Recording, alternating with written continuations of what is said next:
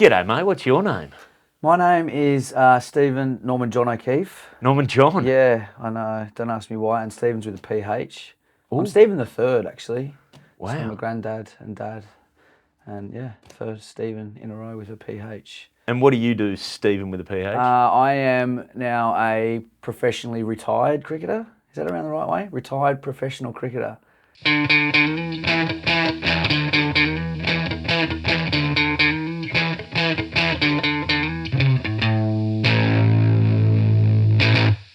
Hello, welcome back to another episode of Crowd Workcast. My name's Andrew Barnett. Thanks so much for joining me. Bit of a different episode this week. Instead of chatting with a comedian, today I'm chatting with a very, very recently retired cricketer. So I will admit to being a massive cricket tragic. Now, I know not everyone who listens to this podcast or watches this podcast on YouTube is necessarily a cricket tragic or necessarily into sport, but I will say this, don't switch it off. This is a super fun, funny episode. Stephen O'Keefe is a hilarious guy.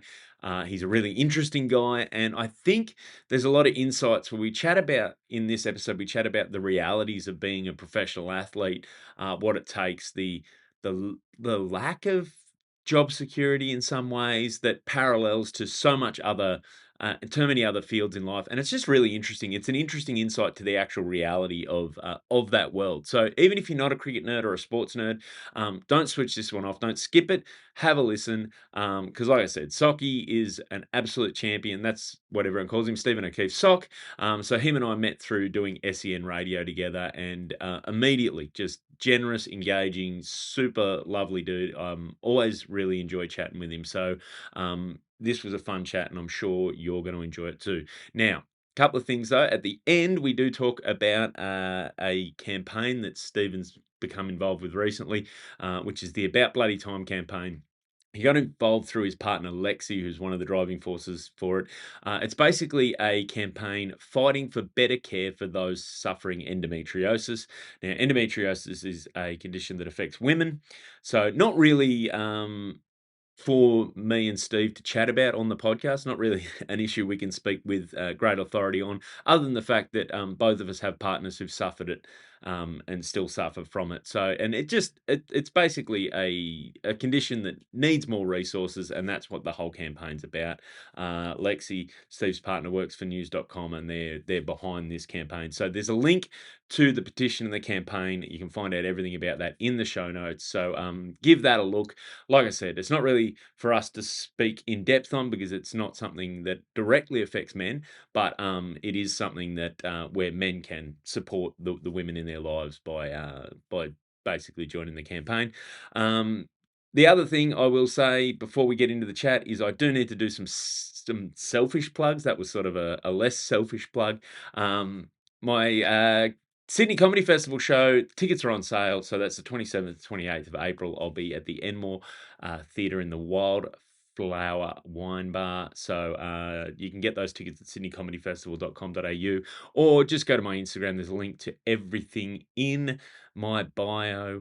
I'm at Andrew Barnett Comedy on Instagram, TikTok, Facebook, everything. So if you want to, if you're enjoying the podcast, like, subscribe, do all that good stuff. Other than that, that's probably enough faffing around at this point. Like I said, you're going to enjoy this chat. It's something a bit different. It's me chatting to a former professional cricketer who is just an absolute champion and a real funny bloke. So this is my chat with Stephen O'Keefe. You're a retiree. Yeah, I'm a retiree. That's So I do fuck all. That's good. It's good that you got Stephen with a PH because that's much more retiree than. You know, it's like so annoying even trying to order coffees with your name.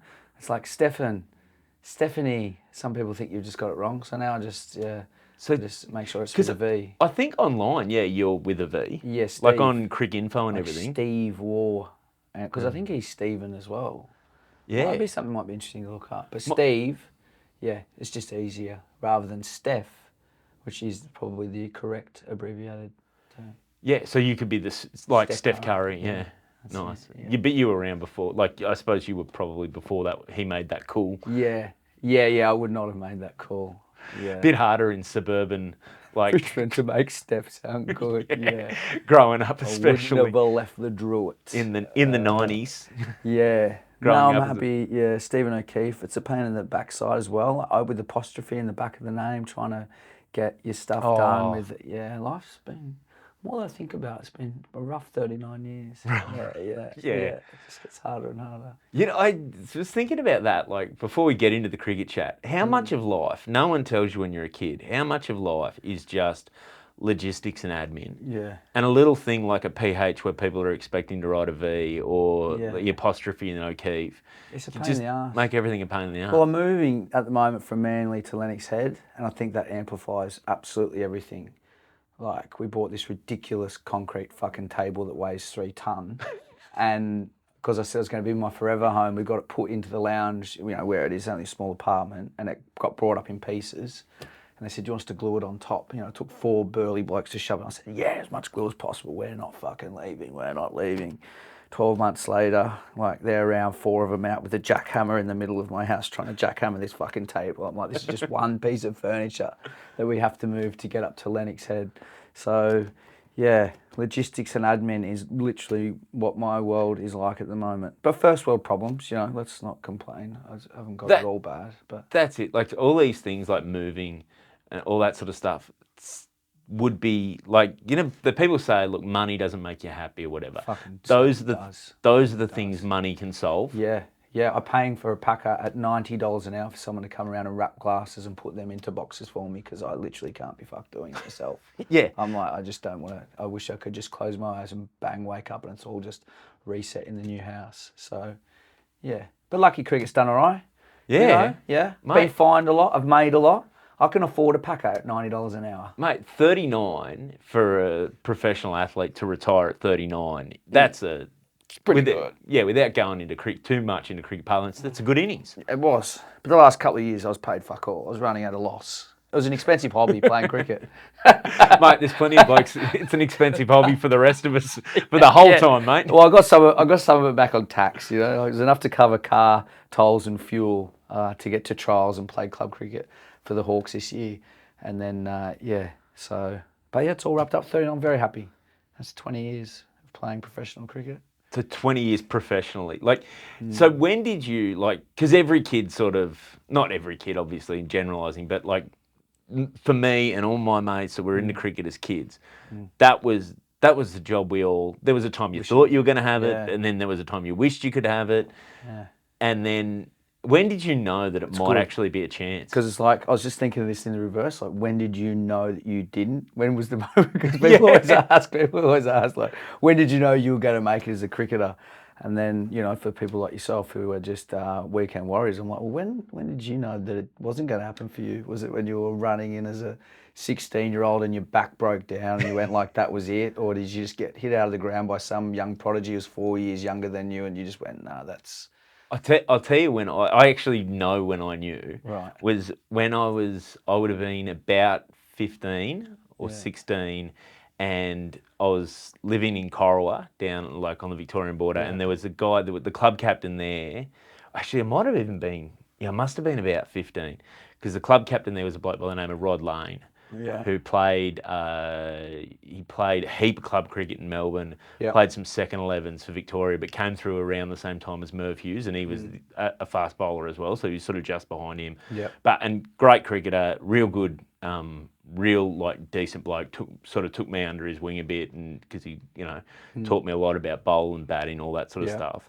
But I remember talking to, because we used to get the because you'd drive to Wangaratta or whatever for games, and I remember playing that year. I started in 3rd grade because there was 3 grades. Yeah. So the idea was let's not confuse this with this 6 grades. No, this is country cricket. Metro, there's 3 grades. This is country. So you started in the bottom grade. Yeah, so I started in the bottom grade, and the idea was clue number 1. It started in the bottom grade. It was my first year playing men's in the afternoon, and the idea was my dad, my brother, and I were all going to play 3rd grade together, or C grade or whatever it was called. Yeah. And then first game I got a bag of wickets, and the next week I was in A grade. Yeah. Jumped through B grade. Jumped through B grade. Mate, 7 for 49 or 14. What happens? Yeah, you know what I mean. the young tearaway quick. It turns out wasn't quick. Well, I'm starting to work out how well. I'm just trying to fill in the gaps here. So you've jumped from 3s to 1s essentially, 7 for 49, and what? It just. Did you realise that was it? You peaked at No. So what happened was, and I was never an A grade prospect, but they were a good enough A grade so they could carry a young bloke that maybe had some potential to be in it, like down the track. Yeah. Once again, just country cricket. And I remember, Rocket sort of take me aside. But then I remember talking to one of his mates, the guy, everyone called him Cyril. His name was Paul Meagle. He was a local chemist. Yeah. And so I remember, one week I was supposed to be in B grade. I'm doing my morning shift at the supermarket. Yeah. And Rod Lane, comes through and he just says to me, he goes, "Oh, Barney, we've had someone pull out of A grade, so you're going to play A grade, but I was supposed to be playing B grade in town, but I had to drive to Wangaratta." He said, "So I've talked to your dad. He's going to drop your kit to Paul Meagle, who's the local chemist down the road, because chemists shut at midday." So he goes, "When you finish this, your dad, here's $10 from your dad." He said, "Buy lunch at the bakery, walk down." Pick the local vicar's son up because he's in the team as well. This team sounds amazing. Country cricket. So he said, "Go down, meet Cyril. He'll drive. You two will drive over to Cyril the chemist. You two will drive over to Wangaratta together." And then I remember just sitting in the car talking to him and talking about because Rocket was sort of everyone knew how he was, he was the man. He was the cricketer that everyone knew was just on the edge of sort of making it big. And then but then talking to him about because they grew up together, he goes, "Oh mate, what it takes." He was obsessed. Just all he ever wanted to do was play cricket, play cricket. Yeah. And I remember thinking about that and then just realising I love cricket, but I also have other hobbies. Yeah, it's not that. Yeah, and I was I've got a thing called a life. Yeah, and I already knew that I was if I practiced really hard, I could be competitive, but I wasn't naturally talented enough to. Yeah. So I just went, what did it actually I just did a bit of maths. What did it take for me to even be able to get even within QE of being able to do it? I just realised, I'd need to practice all day, every day, and that'd have to be the only thing in my life. Well, that was basically. So that's a great segue into when I knew that was all I did was that. So that was I reckon I just kept trying. I remember some of my earliest memories, I'd come home from school because it was a bit of a loner. Mum put me in a team when I was 8 because we moved from Richmond, Sale, Victoria from Melbourne to Richmond because the RAF-based dad was in the RAF. She's like, "I'll put you in a cricket team. It's got 11 guys. Surely you'll meet some mates." So eventually, of course, and some of them are still mates today. And then I just trained. First time I bowled a ball and hit a ball, I was like, "Fucking love this shit." So I just invested everything, all my time and energy into it. I mean, it's a double-edged sword, You start, thinking if you get your 30 off 30 and your 3-fers, your shit doesn't stink. And, when you have a bad day, everything really sucks. But, worked my ass off. But it was 4.5 years between my first-class game and my second game. So there was a fucking massive period in there where I didn't think I was going to go anywhere. To the point where you get your baggy blue, and about the third year into that gap, Mum said, "Oh, do you mind if I just get that cap back? I want to frame it and put it away." And I'm like, "I haven't finished my career yet, Mum." She had no confidence that I was going to play another game for New South Wales. She knew you were a chance of losing it. Yeah, too. Absolutely. There was, but same deal. I had no natural ability, just worked bloody hard. Got my first game. Obviously, selectors didn't back me that much because Stuart McGill was injured. Got my first-class game. Then they went and picked Nathan Horrocks and Bo Casson from interstate.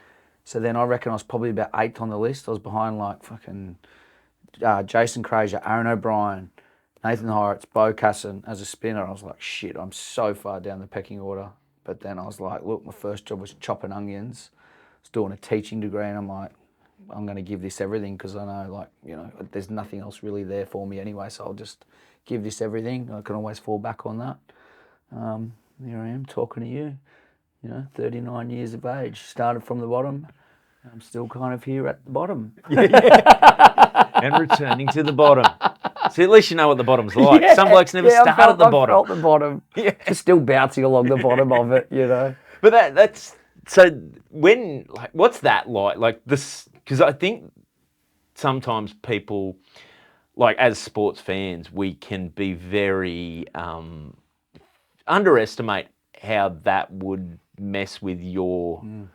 head, like in terms of you get dropped from, and then all of a sudden they're bringing blokes in from interstate, and then like it messes with your head. Yeah, that wasn't Steve's fault. That was Suck's fault. Suck. His 6 personalities. At least 4 of them are kind of happy on any given different day.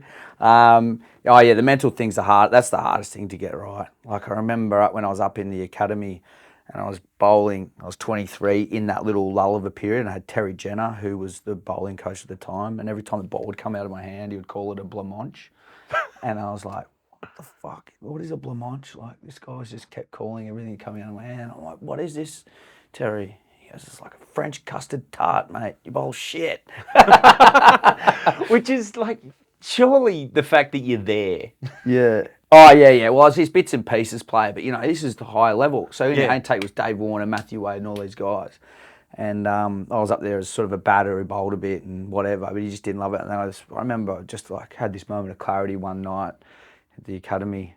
I might have been probably come home pissed. Maybe that was my clarity of thinking. Maybe I was sober for one night at the whole Australian Cricket Academy in this famous place where everyone got kicked out for doing, shit that they shouldn't have been doing. But I remember coming home just going, you know what? Stuff what this guy says. I know what I'm going to do. I'm going to hit guys' knee rolls. I'm going to blow them off. That is my calling to life. That's all I can do, and just be happy with that. So, and then from then on, I had a really good working relationship with TJ because I was like, fuck it, mate, I can't do what you're asking me to do. But he was like Shane Warne's mentor, so it was like everything you listened, rattled your cage hard. But then once I let go of that, it was just like, I'm just going to do what I do. Fuck it, and have fun. Dave Warner was the king of it. Like, we're in that same academy intake, and he'd be smashing balls. This is before T20 had sort of really taken off. Yep. And, it was all about like forward defence, getting in behind it. And he would just set the bowling machine up as quick as he could and then just smack the Christ out of these balls that would just end up everywhere and piss everyone off because the next guy would have to go into the thing and pick up all the balls to go and have a bucket. Like, this guy's never going to make it. His attitude sucks. Like 2 years later, I think he signed a $1.2 million IPL deal, and we're all like, whoa, what were we doing? We're the idiots. Well, he's known for his brains, Dave. But yeah, he'd sussed it out pretty early. And the rest of us were still sort of, because he made his debut for Australia before he played for New South Wales, I think. Remember he played that game at the MCG and smashed 70 or 80 in a T20 opening the batting and then... Yeah, he definitely hadn't played any first class because that was the big story. I remember seeing him I went to probably a one-dayer, like an interstate one-dayer at the SCG. And just the first time, it was before. I think it was before he played for Australia, maybe, or he was just on the a real small window because it seemed like he just went through the ranks really quickly. Yeah. But it was like he was the talk around. You should see this bloke hit. Yeah. And I just remember because you picture it's a domestic one-day game, pretty empty. Yep. But the sound of off his bat echoing just sounded different. Around an empty stadium sounded amazing. It's like, wow, this is really empty. Yeah. And that's a hell of a shot. But I didn't care because we're in the members' stand, so... Yeah, mate, it's most beautiful, besides the pylons, but that almost gives us that little bit of intrigue, doesn't it, when you're sitting there having a frothy and you're looking through and the sun setting, from over the members into the ground. It's gorgeous. But yeah, Davey, I don't reckon ever had too many lulls in his career. Everything, everywhere he went, he seemed to just make it work, And barring some tours of England, I feel like when you look at his career, it's like he's always found a way. When they're writing him off this year, he goes out and makes 100. Like, you just never... He's that sort of guy that you never wanted to put it, if you didn't give him any purpose for something, I think that's when you could turn him off and maybe, get into his head a little bit. But you ever pick a fight or anything, it just pointless. He's got what I call a rugby league attitude. Rugby league players have that. If you get them, they've got a point to prove. Like when there's like, these blokes, that siege mentality. Yeah. That works so well. Yeah. That works so well in rugby league. He's almost got that. Like if you give him... Cornered tiger, Yeah, something, okay, you can't do this. Yeah, right, now I've got something to prove. Yeah. Which I think, he played on it. I think I played on that as well. Like, without your natural ability, you're always like, you want to just play like a big FU sort of thing when you're growing up playing your cricket career. People are you because you always... It's funny, you get picked into a stateside feeling like you're bulletproof because like you get this rookie contract worth 12 grand, which is fuck all, but you're like, oh, I made it as a paid cricketer. They say congratulations. Then when you're inside that squad, they start telling you all the shit that you can't do right. So then you feel like, oh, do I even belong? Am I even meant to be here? So it's like this, really weird scenario of where you're like, I think you should be celebrating, but then you realise you've got all this hard work to do. And then you sit in this state of, I don't know, purgatory with my career anyway. It was like 5 or 6 years of like, what the fuck am I doing? Like now I'm going to be 26, competing with 20-year-olds. If I want to get a serious job, all my mates were right at 18 or 19 to give this stupid fucking weekend sport that I've been spending every Saturday staring into the sun, getting burnt. Probably got cancers that are going to come out when I'm 50 or 60. Like this is a complete waste of time. But I stuck at it. And it paid off. Yeah, it did. Yeah. So, yeah, I guess. At what point though and this I was thinking on the way in, like every time, like because it always is that next goal with sport in particular, and realistically, there's not a whole lot of like job security in terms of a spot in a team. No. Like you look at this current Australian side that have just finished up against New Zealand, like Alex Carey scoring 98. Before going in on the last day, going into that match. Yeah, if you read the papers, you thought he was a dead man walking. Yeah. Which I mean, obviously there's a different reality within the setup because you can't just be. There's always one bloke that's got to be in the hot seat, I suppose. But is there any point when you were playing that you felt comfortable within your position, or is there always that sort of Damocles? I think we've always.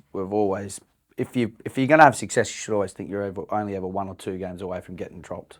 If you have that mentality, then when that OCD kicks in, you train harder.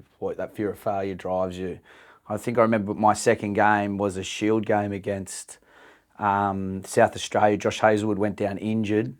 I'm name dropping here to make things sound a little bit, make my story sound a bit better. I often think like if Josh is my first pick, second pick, for like. Well, this is the problem. We're in Adelaide. With day one, we've made a shitload of runs. I think a couple of our batters make hundreds or whatever. Josh is in the nets and he breaks down before even bowling a ball on the world's flattest wicket. I'm like, of course, this kid he'll never do any good. This kid hasn't got the ticker. Whatever happened? Yeah, I don't know, a couple of World Cups and. Mate, he doesn't play for New South Wales much. I'll tell you that. Yeah, shit blue bagger. But outside of that, so he breaks down. I open the bowling, none for 75 at the end of day 2. And I'm like, fuck, that's it. Your second game, you completely ruined your chances of having a career at this. And then next day, wake up, Simon Kadich is the captain, Matthew Mott's the coach, and they said, mate, great job yesterday, you're going to keep going. And the late, great Phil Hughes was standing at first slip, and he was like, mate, you're doing a great job. This wicket will break up and everything you're doing will work. And I think I went sort of none for 75, 3 for 90, and then 4 for 20 in the second innings. And then I was like, away. But I'd had help from Simon Kadich, the coach, Matthew Mott, and Phil Hughes, who stood at first slip. And I was like, mate, just keep sticking at it. Even when I felt like I was completely out of my depth and had no idea. So I basically do owe it to that leadership group that I had when I started out to giving me the early on games. And then I played a bit with Steve Smith, who just played with complete freedom and trusted his game, and then you just built off the back of that a little bit.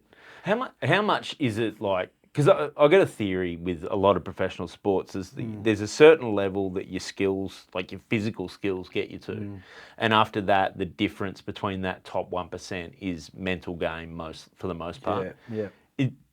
How much is the mental side of it? Oh, yeah, I think it has to be most of it, right? Like you watch guys in any sport, they come through a natural, but it just gets you to a certain point, and then you've got to have this mental drive. Like Steve Smith obsesses. Matty Wade nicknamed me Sango's cricket ball sandwiches because I just continued to train and try to develop. And there's not one bloke that I ever played with. They might not admit it, but they were so far over trainers. Like they would just work hard at everything, and that would get you so far. And then mentally, some of the best batters I've seen would have this element of dumbness about them. Like Hughesy, he could walk out on a green top, feel you, and we go, oh yeah, no, I'll just score him through backward point today like that. The team will make 180, he'll make 120, and he'd just look at the game. Differently. He's seeing ones and zeros, and I'm seeing green tops and getting hurt. It was amazing. And those best guys are the ones who mentally have just got to, whenever it was the a chance to step up and step forward. They always did it. They were always the heroes of their roles, so to speak. They always tended to find a way. And the rest who mentally didn't have it on different levels. Because it's like, to be a good cricketer, if it was just as simple as saying hard work and do this, A plus B equals C, then everyone would have it. There's this little bit of special flavour, whatever you want to call it, that goes into a person that you go, oh, that's why he's made it. You can't quite put your finger on it, but you're like, shit, that's pretty special. So, and the best players that I've played with have all got it. And they're still going now, I guess.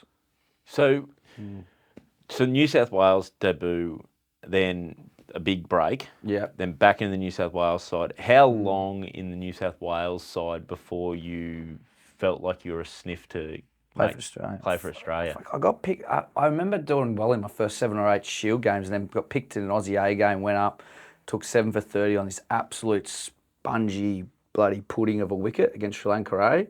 So I got to go over, and then Nathan Horace went down for the Australian team, and they sent a team over. I was the backup spinner to Steve Smith on his debut tour in 2010. So I only played 7 or 8 first-class games. Is that in Sri Lanka or? No, this is we're playing Pakistan in England. Oh, wow. So I was over for 2 tests and 2 T20s. And Tim Payne went over as well and made his debut. So I was with those guys. Uzi Khawaja went over. Fast bowler Peter George was there. We had the debut. So I just ran drinks for the Aussie team for 2 tests and got to play my debut for T20 thing. I'd only played 7 first-class or 8 first-class games, but did all right in an Aussie A game. On it, as I said, a really wet wicket, took 7 for 30 or something. Andrew McDonald was in that team. George Bailey was playing at the time. Eddie Cowan. And then just, went from that straight into going over, and it was awesome. It made my debut, 3 for 20 against Pakistan. 2 of those guys are, I think, in prison for match fixing, which is good. Salman Butt was my first one, just ramped one straight to 45. I'm like, I think he hit the first 2 balls for 4 and then ramps one to a 45. I'm like, that is a bizarre dismissal. And you're reading through the paper, 2 months later, and they're bowling big no balls. And you're like, right, that's why Sock's taken 3 for 20. What do you Someone's made a good quid out of that. What do you reckon the odds of Sock getting Salmon Butter? Getting picked firstly and then getting that. I'm like, oh, shit. Imagine if I played tests. Because Smudger played, didn't he? And he got 3 for... Marcus North took 5 at Lords as well, I remember that. Marcus North. There's these names. This is the thing, like with cricket too, is there's names that are around for a bit. Like Marcus North, I was fully aware of for there must have been a 4 or 5 year period, and then you don't like. Yeah, that's it. You Gone. just don't hear from them, and you don't think of them until someone says, "Oh, and you're like, remember not? Yeah, I remember him." Like scored a few hundreds for Australia, and got five for bowling his office. Like he was a more than handy cricketer, gun fielder from WA. We played with him at the Sixers for a season as well. So, that was my start. So then I was like, then I was around and I was really hungry. And then again, much like the New South Wales thing, I went on that test tour as the backup spinner to Steve Smith. And then they went through 13 more spinners before they finally got to me. So I was like, what did I do wrong at these nets? I was there for two months. I'm like, if I bowled myself out again, I was going, how the hell is this bloke doing here running trips? Maybe you didn't mix the drinks right. I was so well behaved. Like, didn't go, did nothing. Like the 2 months, sat in my room, just going, just do not put a foot wrong here. So whose side was that? Go all was wrong that for me. Clark? This was Ponting first. Ponting Nielsen, I think, was the coach. And then, I got... I played a couple more T20s, but then was just considered white ball, and they're like, his best red ball's not good enough to knock over first-class players. So I had to go back and basically prove that I was over a long period of time. And there's a stigma that went with playing with the SCG, because everyone's like, it's a shit tip there. It spins all the time. So your wickets count for half there. So if you're getting them at 20, it's more like 40 anywhere else because it's harder to bowl that and all that. But it was actually a green top at the SCG. I'd just do well knocking over the tail because it was quicks would have the ball all the time. Anyway, been a bit of a sook, but no, but that impression of the SCG, I feel like hasn't really applied for a while because that's always the expert to talk. Oh, Sydney always turns. Yeah, remember they used to play like 3 spinners: Mo, Holland. Play Ray Bright left arm finger spinner. So sometimes I'd play 3 there, but the SCG we'd play 1, and you wouldn't need it because when I was coming through, the young quicks were like Cummins, Hazelwood, Stark, Trent Copeland was playing a lot. So they were good quicks who were consistently coming through playing. It's not a bad little It was amazing. battery. Yeah. So they would play. It wouldn't really spin, but you would get the occasional game in Sydney where you'd get to play out on like a suburban ground like Bankstown, which would just fall to shit at the end. Or you'd play Blacktown, and that was just like you'd just fill your boots at these grounds. Or Adelaide remained a really slow spinning wicket. So Is that a in terms of the Australian grounds, where were your favourite to go probably play? those two, South Australia. Pink ball, when they first started with the pink ball, it had a white seam and it used to just crumble into bits. So the batters, not that I put much revs on it, you couldn't just pick the ball up. So I became known as a pink ball specialist. They even got named in some pink ball squads, like test squads. Like I remember I flew over, that first pink ball test I think was against New Zealand. I got picked into the squad of 15. I was there for a day. And they looked at this wicket, it was a green top, and then Rod Marsh just said, sorry, mate, see you later. Like, basically just pulled the covers back, saw that it was a green top, and then said, you could go. So I was there for one day. And you don't even get to hang around and... I didn't even get to enjoy it, no, because there was a Shield game on, so they said, oh, mate, just go home. So you get your $75 meal allowance and hang around the Aussies for a day, and then sit on your bike. Hey, there's worse ways to spend a day. Adelaide's amazing. I'm going to run to a mall. Yeah. Pack my mouth guard. It was awesome. See a few street performers. Right. So when you so you're in that around that setup. When you debuted, the thing that the big bit of footage everyone sees is the circle. They gather around. You get your baggy green. Yeah. Who was it that gave you a baggy green? And do you remember what they said, or do you remember much about that moment? Yeah, I don't remember what they said. Like, it was Dean Jones, and my first ever cricket bat was Kookaburra Supreme with Dean Jones, and then I get presented with fucking Dean Jones just presenting my cup because he's over there doing some commentary. So I'm like, this is bizarre but really cool. Dean Jones, for context for anyone who can't place Dean Jones within where you're, because I'm about, I think I'm 4 years older than you. Yeah. So Dean Jones was the man at a very impressionable age. Yeah. For, like he was your white ball. Yeah. Dashing, like what you see now in T20 cricket, your power hitters, and you run hard between the wickets and a gun fielder, and he had everything. He was the guy you wanted to be in the backyard. Absolutely, that's right. Yeah, and I've still got my first ever cricket bat with Dean Jones thing. I remember sending him a photo after I got my baggy green. I said, mate, you wouldn't believe I've still got the bat. And I had a good relationship with him till he passed away, unfortunately. But yeah, he said it, and then I can't remember what he said. They're like, oh, mate, you had some tears in your eyes. I said, yeah, that's because fucking Pup lost the toss and we're bowling on this road. It's not because of what he's saying. I'm like, I want 2 tests. I want 2 tests. I was like, Jesus Christ. So we got, it was a long test. And as we do in the subcontinent or every Australian team, we just get smashed. There's good periods and then you just get smacked into the turf. I do all right. I got 2 wickets in each inning, so 4 for the match. I think we only took 9 for the whole game, so I was like, or 11 for the whole game, and I took 4. So I was like, well, odds are pretty good to play the second test. Second test is Abu Dhabi. I'm dropped. They've rearranged the order. Glenn Maxwell bats 3. Starkey comes in. They've just shuffled everyone around. Phil Hughes was. So what year is this?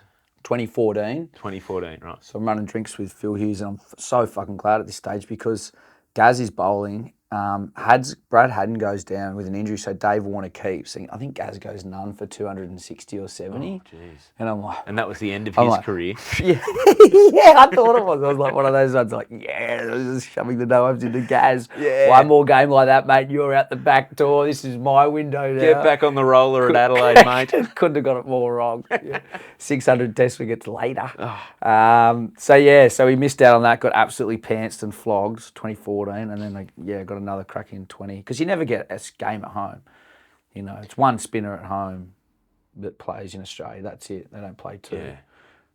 Unless you're best mates with Steve Smith, which helped me get 2 tests at home, 2 games at the SCG. If you're best mates with the captain, it's the only way they're going to play 2 spinners. Oh, mate, I doubt it. SCG. Yeah.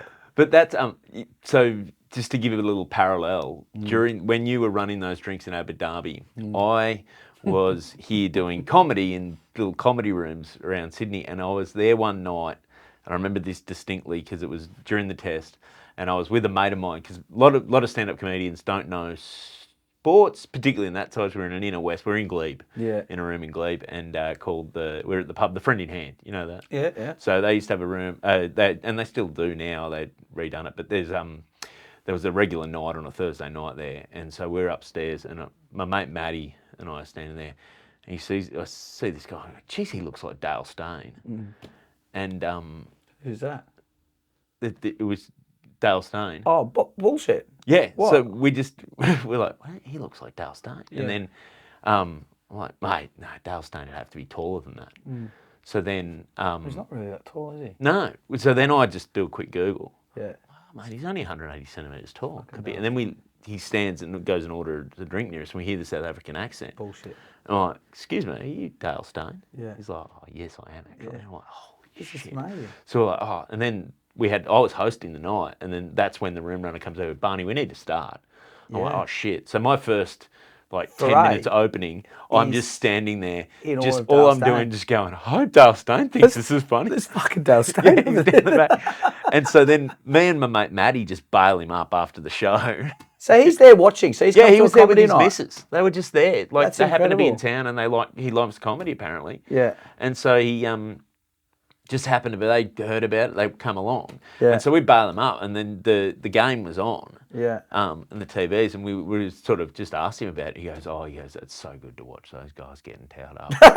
He goes, mate, you don't understand. Playing there, he goes, you've got 10 overs before the ball's shit. Yeah.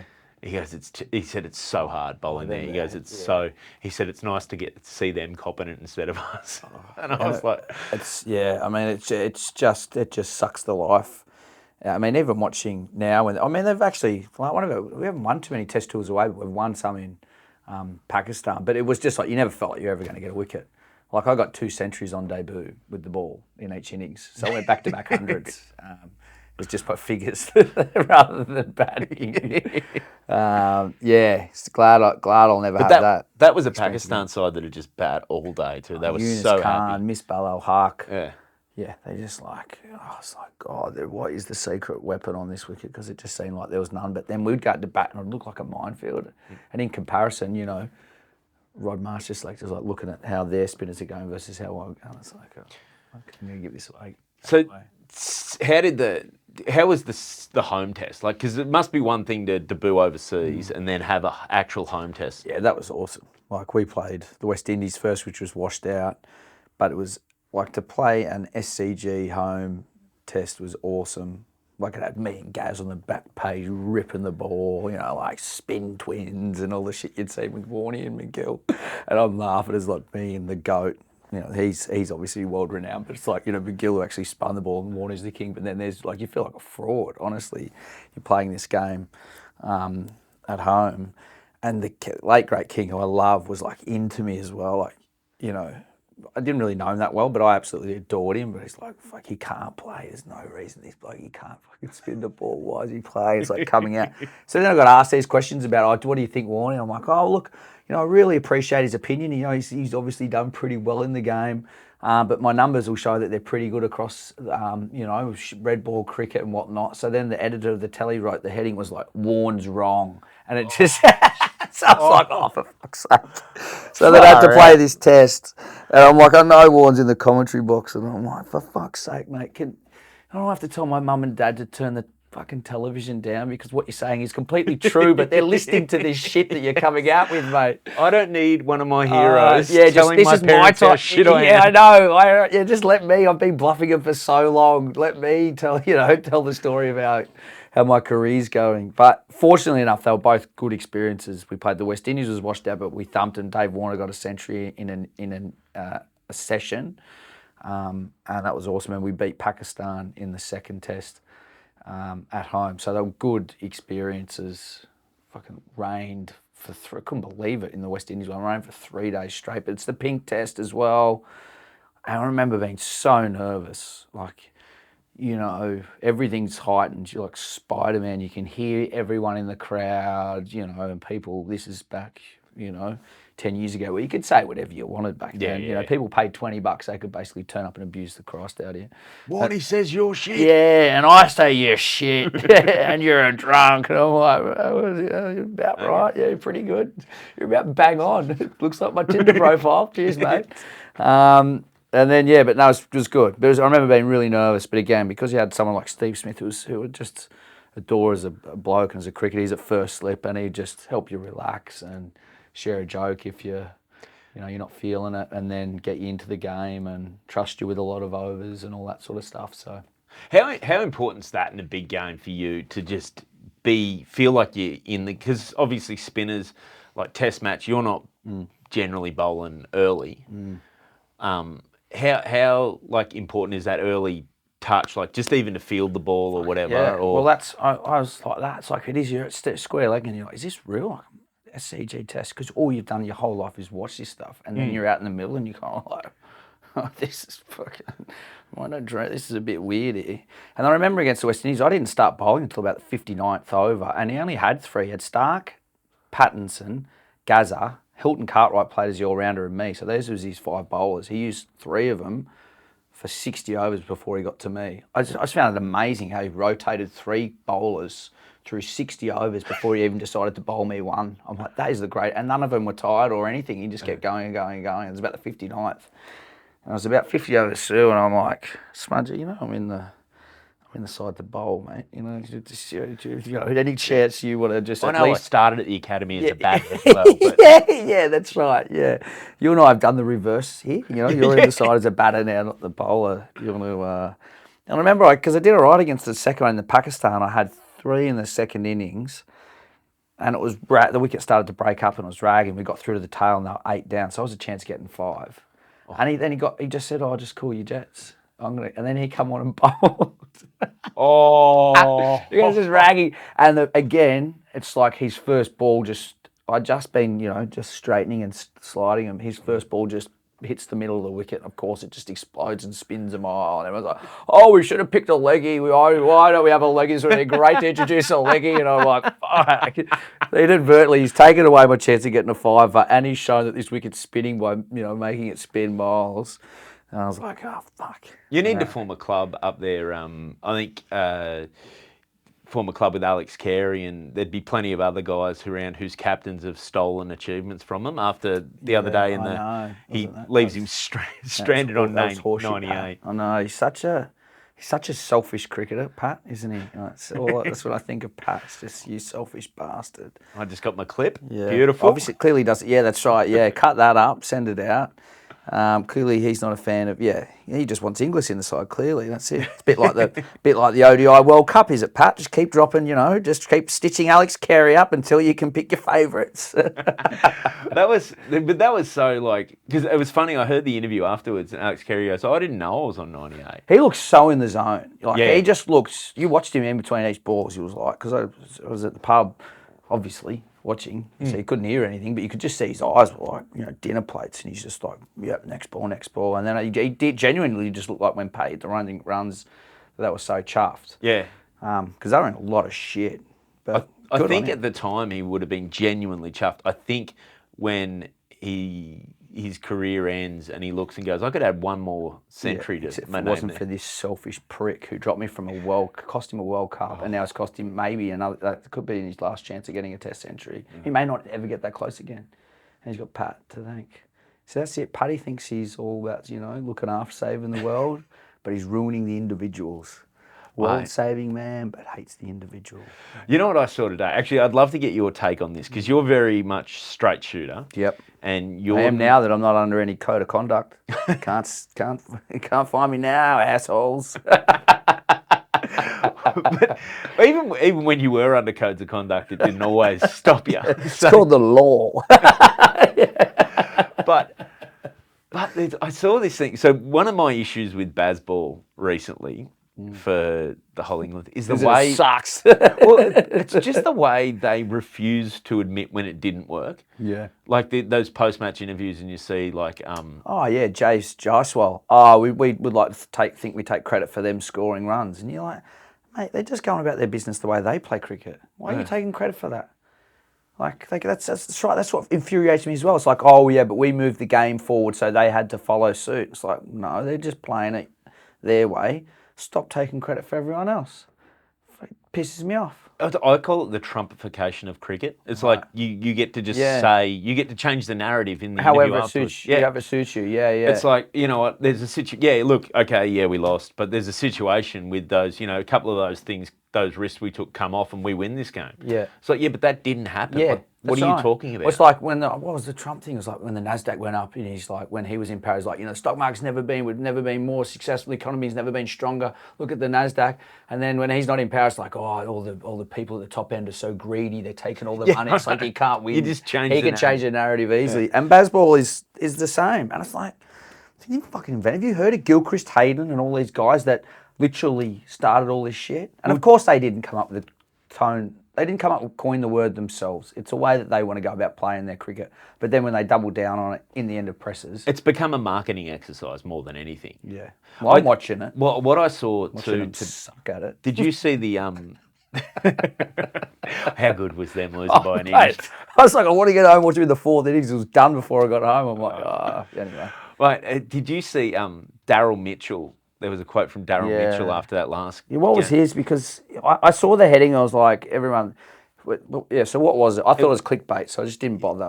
We're judged on. Not judged on our outcomes or something. Yeah, not judged on our outcomes, judged on how we go about the game. Sure, that's good. That'll get you picked in the C grade team that travels to Wangaratta. I'm like, no, it actually is. It's actually sports. Actually, one of the fantastic things about sports, very black and white. You win or you lose. It's actually.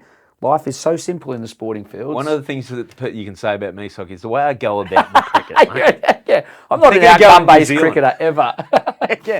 Outcomes. Woo, don't judge me on that. Ashes keeper. We don't care. Judge me on the vibe. On the morale's got to count for something. In fact, I hope people just judge me on performance, because if they judge me on the way I go about things, they probably wouldn't pick me. Why is he drinking 3 bottles of red before he's going to go out and bowl 45 overs in the heat? I don't know. I was at your last game this year. For the Sixers. Yeah. And I was at a couple this year, but watching you and a few of the other players, you guys look like you're having fun playing cricket together. Yeah. In that game, who'd you play? It was the Thunder, the last Sydney. Last derby, The last derby, where they looked like they were on top for a lot of it. But you guys, just the way you go about looking like you were having fun. And then the way your teammates were on your last game. How was that feeling, by the way? You got not only did you get to play like you got picked for Australia, you've got a baggy green, you've played your last ever game, you pretty much got a standing ovation at the SCG. I made it all about me. That's 100% what had happened. I made sure that... I remember game 2 in, I said to Moe and Chippy, look, I'm done. I'm finished for the year. I can't be bothered playing. Game 3 rolls around, and it's against the Thunder, and I get 3 for 20. I'm like, fuck, why did I say that one game so early? I just stolen myself a fucking another contract, $60,000 contract there. I could have kept the lights on. So I made the decision early on, and then it basically was getting out, because people kept saying, you're going around. I'm like, no, I'm moving up to Lennox Head. I'm going to find it quite hard. So and then I said, stuff it. I was just like, just come out and say it, mate, because it's giving him the shits about, because he's getting asked. So he said, oh, look, I'm done. And then we just managed to make it through to the final, because I had to beat the Heat up at the Heat to get a home final. So I was just fortunate that it all worked out that way. And then I was completely gobsmacked. So, I mean, everyone was there because it was the end of the school holidays and the programming was perfect. And I feel like because there was less games, crowds were bigger. Mate, it was back to... old school Big Bash. When I was like D. Hussey and Cameron White versus Marlon Samuels and Shane Warne. And remember, like, they get 80 or 90,000 at the MCG. We got 40,000 at the SCG, because we had Smith and Warner and likes turn up during the year. So it was amazing. I bowled my last over. I got a wicket. It was perfect. One that I tried to spin, it just slid on to Josh Brown. Sums up my career perfect. I'm on 99 wickets, which, just sums up, I never quite got there, 99. 99. Yeah, and then Had to review to get it, and it's just grazed his pad, which just seems like my whole microcosm of my career, just having to complete. So I was like, I'm pleading with you to hit the fucking pad, I'm telling you. I've got to be honest, when you reviewed that, we were sitting in the stands going, what's he reviewing that for? Yeah, what a moron. Is he, I was sitting there with Snapey, and we're both like, did he just review that? Yeah. Oh, okay. What's he reviewing it? So desperate, my last chance. Trying to change the game. This is my last chance too. Little did I know they had 32 many at that stage anyway. We were screwed. I think they were on 110. We only made 90. And then I bowled my first couple of balls to Renshaw. We went 2-4. So I was like head in my hat. Like, shit, they were bad balls to finish off. Greedy balls. I went searching for a wicket. I had 2 balls left in the big bash and I wanted 100 wickets. So I tossed my first one up and he cut it for 2, and then tried to go really quick and he hit it for 4, and then I just swore into my cup and then sort of looked up and then everyone was sort of, like as you said, just sort of clapping the end, and I was not expecting it at all. And then I was like, fuck, this is, and I didn't know what to do. I was like, overwhelmed that I knew it was the end, but then to get recognised, which I just wasn't expecting, it was awesome. So I sort of just sheepishly just did like a clap over my head, like, thank you. Like, I don't know, I've seen, when the soccer players come off and they're losing 3-0 or something and they just clap when they get sub change. I'm like, is this what you're meant to do here? And then, so it was cool. Like, bittersweet game because we got flogged, but if you'd said that was the way that I was going to finish up playing, given everything that had happened in my career, given that I'd worked really hard, I fucked up a few times, and then we were going to play at the SCG in front of a packed house. I was like, couldn't have. It was just feel so relieved at the end of the game. I was just happy that it was over. But we got fucking flogged. So, but is that because that wasn't the end of the innings? You're having this own personal just crazy emotional moment. Yeah. How then do you just go, okay, now I've got to focus to field for someone else? Like, is that like blueberry vapes? You just go suck the back out of one of those in the change room. Right, we're cool, boys. We're cool. No, just kidding. I don't. It's watermelon flavour. You just go in the sheds, and because you're batting 11, you're not down. But then as the wickets are tumbling, you're like, shit. So you just know it's not a bad day when you're having to see me put pads and protective gear on. You're like, oh God, here comes our last chance. Did you go out with a runner? Yeah, I did at the end because I ran from third man once. I've been battling all season with my calves and Achilles, and they just blew out. I was running for third man. I think it was just the emotion of everything. I was just so tense and old age and probably a few too many beers, but I'll call it the emotion. It's an emotional. Yeah. You've always had emotional calves. Everyone's got the back-related calf. I've got the emotional-related calves. I'm just not feeling well. You know how they feel things. That's right. So I did, So again, it just sums up my career. I'd probably been injured when I shouldn't have. So there I am, just hobbling out. I've been given all this sponsored gear as well from SCC, Southern Cross Cricket. I ring him up and he's like, Vinesh, who's a lovely guy. So I said, mate, do you got any cricket gear this year? I'm playing Big Bash. He's like, yeah, where do you reckon you're about? Oh, probably about 7 or 8, I reckon. Bullshit. So that was my one ball I faced all year, and I probably had 2 nets. So I had to ring him up at the end of the game when it finished. I got airtime for 1 ball, hit it to mid-off. Again, 2 games, 2 finals in a row that we've played, and I've been the last wicket, so I'm the highlight reel of the team huddling together. It's me spooning one to cover, and the other one's Jai Richardson blowing my pad off in another game, me falling on my face like that, and I'm like, I don't want to be the poster for this fucking moment. And I've done it twice now. Just block it, let the other bloke get out. That's on the news. And the Brisbane Heat, they're all jumping around. Yeah. It's me just like awkwardly trying to, put my shit, holding my helmet out like this and, put my gloves, don't know what I'm doing basically, look lost. And then at the end of the game, I was standing there and I had to keep my pads on because I went through the ceremony. I'm like, because you can't take them off the ground. So then I'm standing there and my cricket gear just looking like a knob. And it was,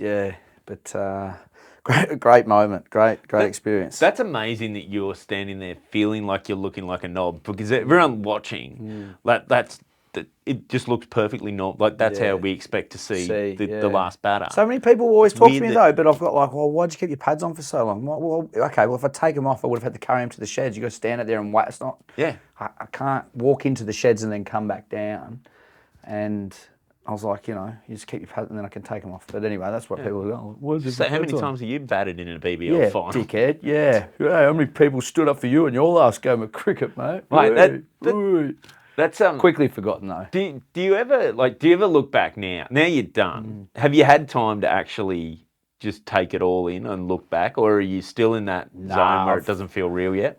Because I got sacked from the Blues, and now I knew the end of the Big Bash was coming. I played my last game of grade cricket on the weekend, which was a bit emotional with the Hawks. Like I came off there, and the guys did a nice guard of honour after St George pantsed us, 3 for 270, none for 100, I think I was, and like they give you a guard of honour. Thanks for those lob ups today, Socky boy. No need to come back, mate. Yeah. I wasn't retiring, boys. You're retiring, Socky. That's exactly what it was. So I've spent a lot of time. Mrs. has watched plenty of footage of me and Pune and match. I think I've shown her about 15 times when I get home late at night. I've saved the Silky and me. We have a partnership of 60 in like BBL 04, which is like 10 years ago. We need 9 off 3, and I hit the last 2 balls for 4. And I just keep replaying this 8 seconds of footage to me. I'm like, watch this. Watch it. The crowd's just on its feet here. Can you listen to the This is where you... Wait, play. And then it's junking one to the odd side. She's like, mate, you're lucky we're engaged. You're going to need to have kids, mate. She's like, all right, we can have as many kids as you want as long as they watch this, not me. Yeah, that's right. She's like, oh... He's like, Steve, you can turn it off now. I'm not even in the same bloody room. What are you doing watching it? I'm just talking to myself, going through it, reliving my moment. So, yeah, and I've had time to decompress and go back over my highlights and realise there's not a lot and that the best of life is still yet to come. So all my cricket gear's gone. Everything's, I'm excited about the next bit and happy just fucking not. I'd see how much crap talk there is in team meetings and all that shit. Like it's life when you're in, Daryl Mitchell's comment says well, for us it was. It's like we needed to do our homework and you need to fucking do this and family, integrity and all these words. And you look at some blokes and go, where's his start and stop? Because when he's out till 4 a.m. doing things he shouldn't be doing, and I don't think he's thinking about integrity there at all. Probably not his family, just quietly. That's right. So it's good to get out of that as well. That little bubble that you're in that you think, it's all about this, a little fucking ball around an oval. Where you just get tired of, as I said, the shitty team meetings. I was in charge of the spin team meetings. At the end, I was just giving it no extra love. We had Todd Murphy, myself, and Joel Davies, and basically, you'd listen to the batters and they'd be talking about blokes off cutters and in cutters and all this crap. Bowlers, what length, blah, blah, blah, the fast bowlers and spinners. I'm like, is there anything you see that you haven't seen before? No. Cool. Good luck, brother. Let's get it done. That was it. We'll do a lap of the square and then back down the thing. That was our meeting. And then everyone would go on for 45 minutes. And it would surprise me because I'm like, they'd bowl for 45 minutes and then Josh Brown would come out and hit 80 or 40. I'm like, fucking, you just keep feeding this bloke in the same spot. I'm like, what is this meeting about that you keep talking about? Because it's clearly not having any effect out there at the moment. Guys, I've noticed he's vulnerable in his 80s. Especially if he knocks him off about 40 deliveries. He gets tired at about ball 43. Yeah. It's like every time we play him, he smacks us around. And I'm like, what's the point? Let's just fucking get out there. It's good to cut all that out. Sport has this way of making you think in the moment that it is just everything, and I think that's what when you get older you realise I'm just can't be fucked anymore with that shit talk and crap. It'll be fun to watch and sledge, I guess now. Yeah, I think probably when we had a conversation probably about a month ago, you donated some cricket gear to a Snapey, to going to the fundraiser. over 40s. They finished third. They did well. They did really, mate. He's still burning. They are still burning about their loss to New Zealand. Was it last over or something? They last ball. They dropped. One of the Hamish brothers. They dropped, and they dropped him twice and missed a stumpy. James Marshall. Hamish Marshall. Yeah. I think it was James they dropped, and he made 100. He was basically made 100 out of 180 odd. So pretty good player. Yeah. So they were like they should have taken. They're still burning. They could if they'd taken those chances, then they would have sort of gone. Who did they beat? They beat the Poms in the playoff for third. Yeah, well done the over 40s. Yeah, I'm probably gunning for Snapey's spot. Can I have that cricket gear back that you're sponsored? Yeah, for? don't you worry. Give us the Mate, gloves and the shirt. actually, if you want, I know our Sydney side is looking for an extra player on Sunday. Okay, If you reckon I can knock him out of like just his Oh, club yeah. team? Just come in and just start. Mate, yes, push him- we'll Yeah. get you out easy. Snapey's coming for your spot. Oh, no, not yet. But One yeah, day. we had a conversation about, and I like you hadn't at that stage. Like I don't think like you were still very much. I'm done with. I just want to think about something other than cricket for a bit. Absolutely. Are you looking forward to the point where, because when something becomes your job and your full world for a bit, it can be easy to not remember why you fell in love with it as the 10-year-old running around with your mates. Are you looking forward to getting back to that love of? Is that coming back, or is it I still gonna be reckon a that while? will be. I reckon that's what I'll know. It's time when I can probably sit down and watch. Because we had a guy, Pat Jackson, who came and umpired our first grade game, who played and then went away for 5 years, and now he's coming back as an umpire. And I couldn't think of a more like worse. If I was going to come back with cricket and be connected, like be an umpire, and you've left the game a bit bitter, like to come back as an umpire, where it's the most thankless job in the world. You get Isn't it abused what? by everyone. And it's so hard. Like Yeah, you're either annoying one person at a time or 11 blokes at a time. yeah, that's it. Or just looking like a real goose on TV by getting it wrong and them having the DRS and you having Yeah. to change your dismissal while you're on screen. Change your dismissal. While That's the worst bit. Yeah, You got it wrong. change your You're on decision. screen You're now. on screen. You're on now. It's like no, but just go. What now? Sorry, mum. Because you never think of their parents watching either, do you? Yeah, that's it. Yeah, poor old blocker and those blokes. Yeah, think of the umpires. God. Yeah, I want to get back to that stage where I enjoy, and I think I will eventually. Just absolutely burn out with it now. But don't get me wrong, love that it gave me everything. I'm so appreciative of it. But it's just, I've just had a gutful of it. And it still was consuming me up until a couple of weeks ago when I was playing grade cricket. This like wanting to win. I'm like, but what does it matter? Darryl Mitchell says it's not an outcome-based game, so what am I stressed about? This is the way I go about it. I was going to drop catches, but I warmed up well, so judge me on that. Yeah, it's about the processes, mate, the preparation. So, yeah, no, none of that. Up to Lennox and just chill out.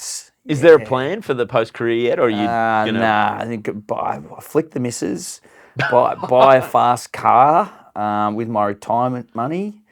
Well, you are approaching 40. It is midlife crisis time. Right? Yeah. I feel like it's been about 6 or 7 years since Socky's last sin, so maybe there's a chance to carry on again. Yeah, is there another awards night I could go to maybe up there? Mate, Pirates. if you want to break records for former test spinners in trouble, you're going to have to go a long way. Yeah, that's right. I don't even make the podium, do I? No. Mate, I don't think the bad boy's the way to go. Yeah. Former test player turned bad boy. Yeah, someone stick that box. Yeah. No, I don't know. I'll work it out. I'm mate. not too stressed about it. Yeah. Well, we need to get you out of here because you do. Yeah, one person who is home. stressed is my missus. Yes. You're like, well, who's going to fucking keep the lights on now that you don't have a job, Steve? Look at me now, babe, doing podcasts for free. But before you go, is there anything you want to plug? Even your missus is doing some good work at the moment. I wrote a fucking article on women's endometriosis. Endometriosis, yes. I helped with Lexie with some of her campaign, which I'm so flattered about. So maybe that might be something we can plug. Lexie's campaign with endometriosis on news.com.au affects over 1 million women. As many people who've got diabetes, go through chronic pain, affects fertility. So I think it's important as males that we have those conversations with our loved females so that we get a better understanding of what it is and hopefully find a cure or a way of at least managing it for our significant females in our lives. Yeah, and as someone whose wife also suffers from endometriosis, you will never feel more useless than trying to hot water bottle. Hot water bottle. Wheat pack. What can I do? Just God, Nurofen, Terrible. Panadol. So let's get some funds for this. Yeah, get on. Just get on. Fill out the thing. There's a thing online. Just get on and tick the petition. And so they're going to try and get a Medicare rebate extended for specialist gynecologists. So that's the plan. So they can have longer consultations so they can help figure out this problem and that we've got healthier, happier women in our lives. What a great way to finish. Beautiful. And I'll have a link to that in the show notes so people can find it. Yeah, and my article, because I am now a published journalist. Look at you. Mate, Yeah. Post-career is flying. Mate, thanks so much for doing this. Cheers. Cheers.